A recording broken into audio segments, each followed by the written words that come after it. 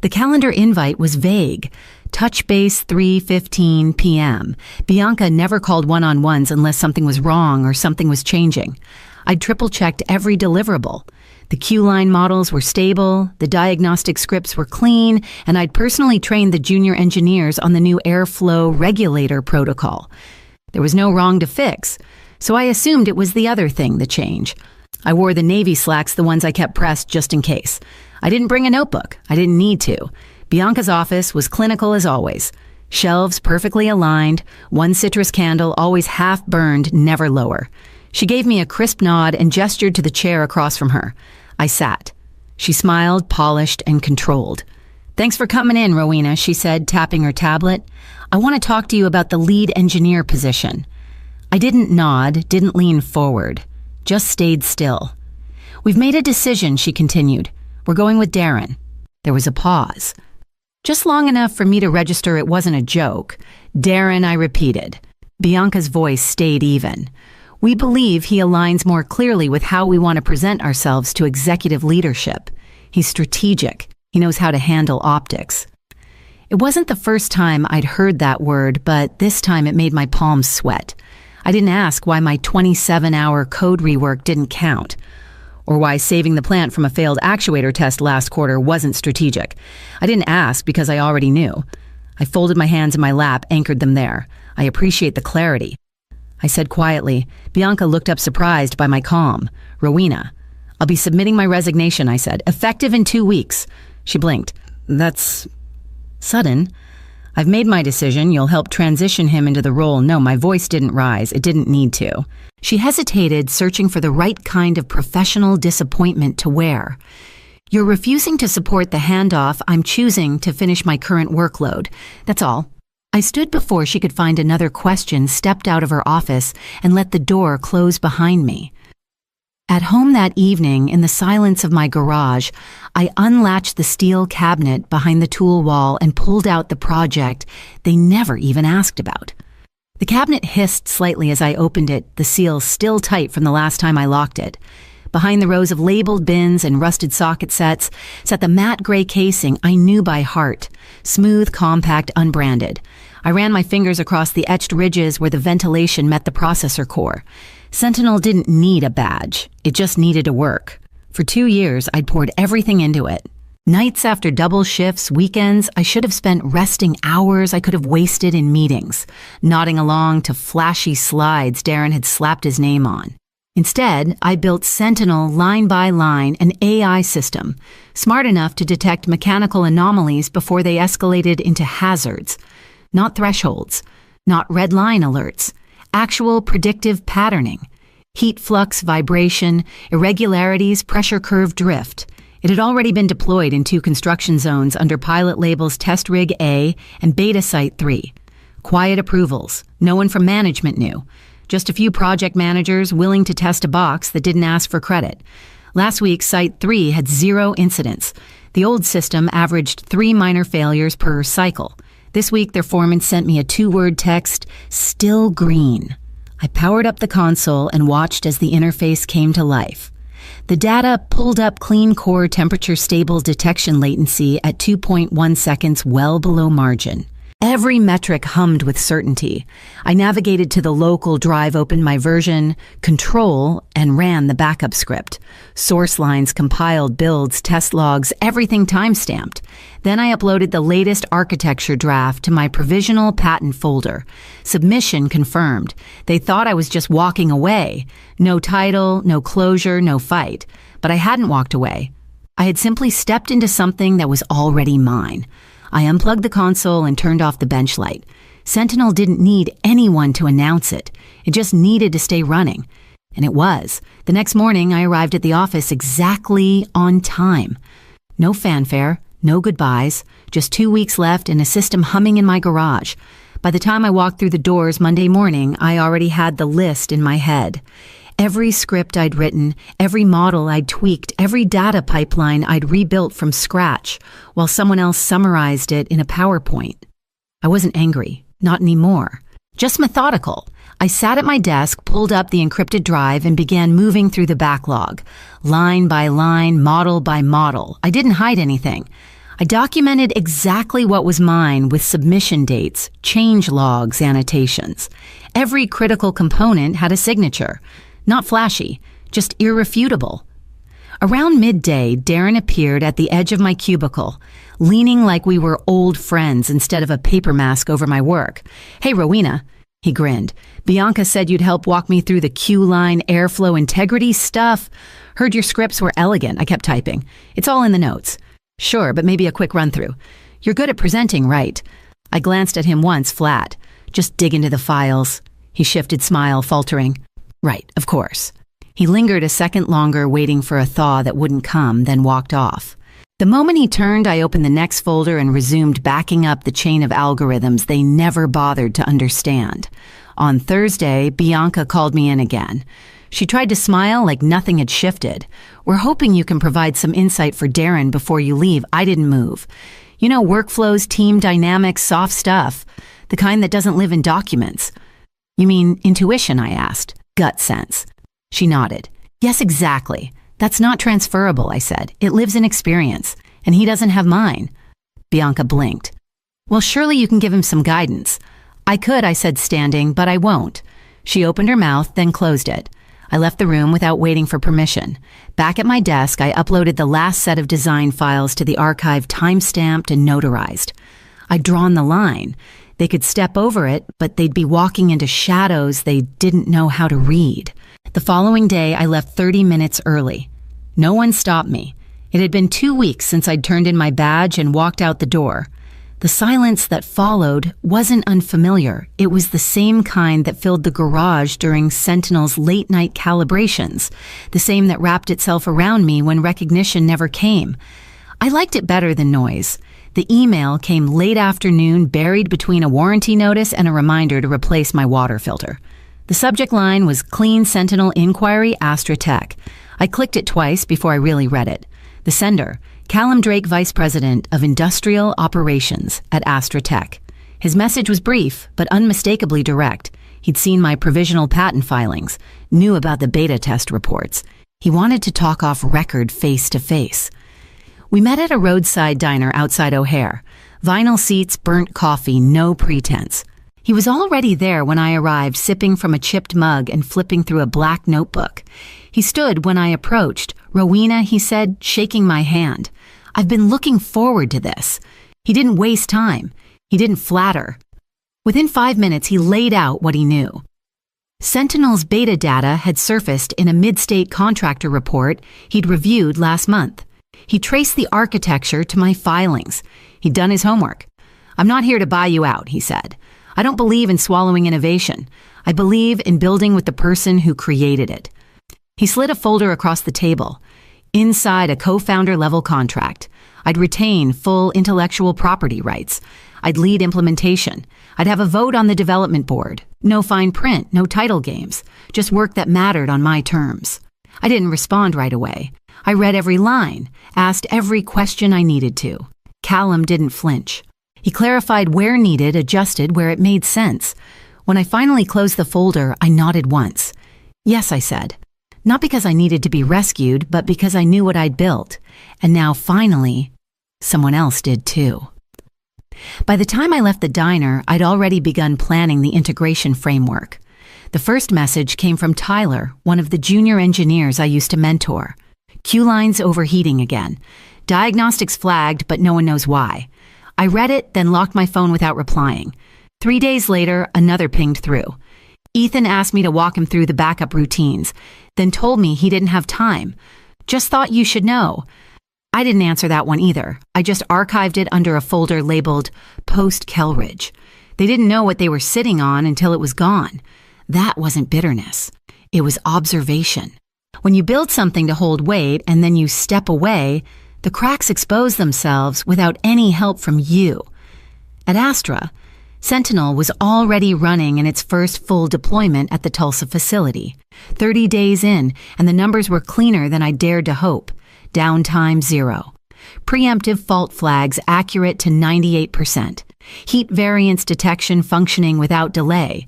The plant manager joked once in an email, "We're calling it the Oracle." Hope you don't mind. I didn't mind. I smiled. It wasn't just the name. It was the way the system was being used, taken seriously, adjusted, with intention, not patched over with buzzwords. Field engineers were sending me feedback not filtered through layers of middle management, but directly, openly. Meanwhile, back at my old lab, the symptoms were piling up. Reports surfaced on internal boards, then quietly leaked to niche forums. Threads started appearing with titles like Kelridge Q 5 malfunctions and thermal overshoot at mid-state plant. I knew every line of that code. I had authored it, tested it, stabilized it. I had handed them a system that held together because I held it together. Now it was slipping because the scaffolding they ignored was gone. I didn't gloat. I didn't post. I didn't say a word. But I read everything. I watched from a distance as the system bent under its own assumptions. And while they tried to pinpoint what had changed, I opened a clean draft labeled Sentinel 2.0. The email came just after 11, the timestamp flickering next to a quiet inbox. I almost missed it, buried between rollout notes and diagnostics charts from Tulsa. The subject line was simple, from Bianca Ruiz. I stared at it for a long moment before opening it. Rowena. I've thought about writing this more times than I can count. I should have reached out sooner, but I wasn't sure what to say. Things at Kelridge have shifted. Ethan was let go last week. His updates didn't hold. His redesigns unraveled. The systems we thought were stable weren't. I take full responsibility for that promotion. I thought I was choosing someone who could lead the future of the lab. What I failed to see, what I deeply regret, is that the future had already been there. It was you. If there's ever a chance to reconnect, I'd welcome it. But even if not, I wanted to say this to you directly. I was wrong, and I'm stepping down. It's time, Bianca. I read it twice slowly, like it might change the second time. It didn't. Then I typed a reply. Bianca, thank you for your note. I wish you well in your next chapter. Rowena. I didn't feel vindicated. I didn't feel angry either. Mostly I felt still. Her words weren't a repair. They weren't meant to be. She wasn't reaching for redemption, just a measure of clarity that had come too late. I printed the email and pinned it to the board in my office right next to two things. The first schematic I ever drew of Sentinel and a yellow sticky note from that meeting in her office, not aligned with company vision. I looked at them side by side, a rejection and a recognition, neither of them defining me anymore. The vision was mine now, fully mine, and it was moving. That same night, I finalized the rollout specs for our second plant site. Sentinel would go live in Missouri next. The Missouri deployment went live ahead of schedule. Within 3 weeks, downtime dropped by 17%. By the end of the second month, it was 22. The numbers didn't spike, they sank clean and steady. Fewer incidents, faster recoveries, tighter operations. No one made a big announcement, they just started building schedules around it. Run it the Oracle way. I heard one manager say during a shift meeting I was quietly observing. I didn't correct them. The name had stuck. By the time Sentinel expanded into the third plant, Astra's leadership team began floating the idea of internal clinics, technical walkthroughs, knowledge sharing sessions. They asked if I would lead the first one. I said yes, on one condition: no stage, no slide deck, no scripts. The first session was meant to be small. 15 seats in a conference room with a whiteboard and a marker I brought myself. By the time I started, 30 engineers had shown up. They pulled in chairs from the hallway. A few sat on the floor. I walked them through what Sentinel actually did, how it tracked thermal drift not as a number, but as a story, how it adapted to pattern changes, how it learned to anticipate failure by reading the language of machines before they collapsed. No drama, just function. When I finished, a young staffer from logistics lingered behind. He looked maybe 25, still had the new hire lanyard. "You made me want to build again," he said. "Not just hit targets. Actually build." I nodded once. I didn't need to say anything else. After that, the sessions became weekly. They weren't mandatory, but the rooms were always full. Procurement staff started sitting in. Shift leads asked to join remotely from the plants.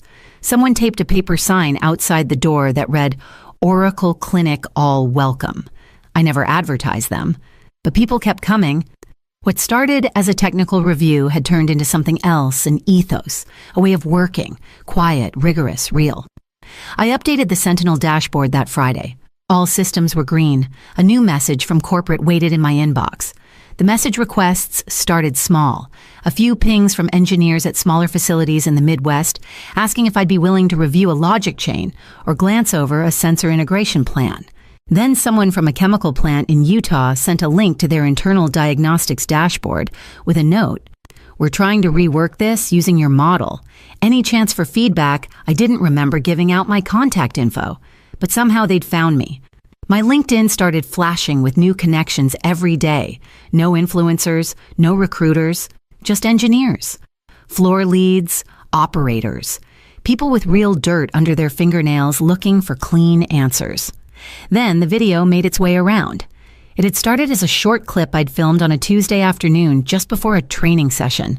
No lights, no editing. Just me, a whiteboard, and a sentence I needed to say out loud. If you build in silence while someone else takes credit, keep building. Your work will outlive the noise. I posted it to our internal forum at Astra. Someone copied it to an industry Slack group. From there, it spread without a name or brand attached, just the words. I received a message from a woman in Indiana working in steel fabrication. You don't know me, but your voice helped me believe quiet work still matters. I didn't respond right away. I just read it twice, then printed it and pinned it to the wall next to my old prototype schematic. I hadn't asked for any of this. Not the attention, not the title, not the movement forming quietly under my name, but it was happening. And it wasn't about me. It was about what we built, what we kept building when the noise tried to drown it out. Later that week, I was asked to review the new Sentinel update logs for the Arizona site. They'd already begun referring to the protocol as a standard. And that Friday, Royce stopped by my office with a document in hand and a grin that told me something was about to shift again. Royce handed me the folder without ceremony, a standard HR envelope with my new title already printed on the final page, Chief Innovation Strategist. I read it once, signed where required, and handed it back. Then I walked to my office, peeled the old laminated tag off the door, and slid the new one into place. The font was the same, so was the corner. The change wasn't in the label, it was in the weight of being allowed to keep building on my own terms. That week, I led sessions with engineers from 5 different sites: Tulsa, Phoenix, St. Louis, Baton Rouge, Lexington. Some of them had driven 10 hours to attend in person. They didn't come for inspiration, they came for answers. I gave them what I had: pattern libraries, sensor decay timelines, failure correlation matrices. I didn't hold anything back. I didn't dress it up. And when someone asked a question, I wrote the math out by hand. I sat on 3 technical panels that quarter, not because I asked to be invited, but because people kept saying yes to the way I explained things. I didn't talk about legacy or vision, just process, just precision, just the logic that kept people from getting hurt. One afternoon after Aquanda, a young guy in a faded denim shirt waited until the others had cleared out. I recognized the patch on his sleeve, Kentucky plant newest facility. Before this system, he said quietly, nobody gave a damn. We patched and hoped. Now I stay because of what you built. I thanked him, but the truth sat somewhere deeper. I hadn't built it for recognition. I'd built it so fewer people had to hope duct tape would hold. That evening, I stayed late updating Sentinel's documentation for the new rollout phase. By the time I closed my laptop, the building was empty, except for the night custodian humming softly in the hallway. The next morning, I found a message in my inbox from an engineering professor at the University of Illinois. She wanted to talk about curriculum. The light hit the wall at the usual angle that morning, just enough to draw my eye to the 2 papers tacked above the desk. I looked at them the way you might glance at old photographs, familiar but still sharp in the chest. On the left, a yellow sticky note fading, now the ink slightly smudged. Bianca's words scribbled fast during that meeting months ago, not aligned with company vision. On the right, a printed message from an engineer I'd never met in person. You made this work feel like it matters again. They sat side by side, rejection and purpose. I didn't have to choose which one to believe anymore. One was a misunderstanding. The other was the result. I didn't frame them. I didn't need to. Just 2 reminders taped to the drywall with the same kind of focus that had built everything else. That week, I finalized the export packages for Sentinel's next integration cycle. Arizona and Kentucky were already stable with 2 more sites prepped for deployment. And then came the email from the University of Illinois, followed by another from Cal Poly. Both wanted permission to include Sentinel's architecture in their engineering curriculum, not because I pitched it, not because I made a speech, but because the data had traveled on its own. I signed the release forms, attached the supporting documentation, and sent them off without ceremony. It wasn't about legacy. It was about systems that worked. The following morning, I arrived early to set up for the next internal clinic. 3 new faces waited by the door, procurement logistics, and a field tech from a subcontractor we hadn't even onboarded yet. They weren't required to be there, but they were. I turned on the whiteboard, uncapped a marker, and started writing the title of the session, Failure Prediction, via Multi-Sensor Drift Analysis. Before I could finish the first line, someone tapped the door frame gently. I looked up to see Royce standing there, tablet in hand, a familiar grin pulling at the corners of his mouth.